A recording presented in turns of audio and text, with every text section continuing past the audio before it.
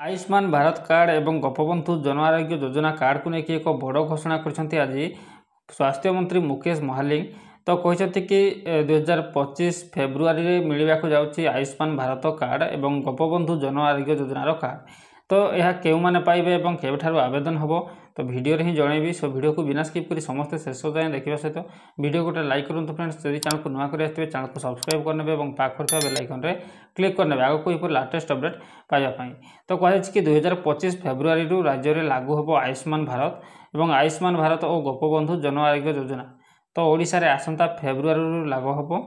तो सोमवार राज्य स्वास्थ्य मंत्री मुकेश महालिंग यही सूचना देते।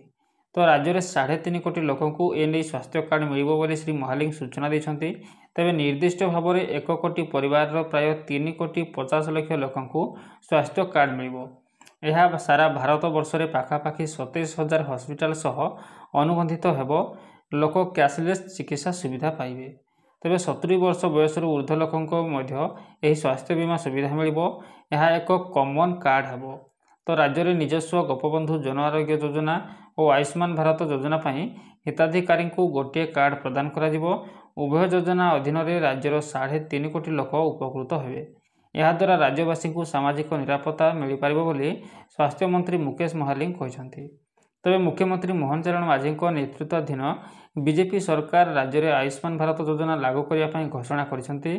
तेज आयुष्मान भारत प्रधानमंत्री जन आरोग्य योजनार 70 वर्ष ऊर्ध्व वयस्कों सामाजिक निरापत्ता प्रधानमंत्री घोषणा करते।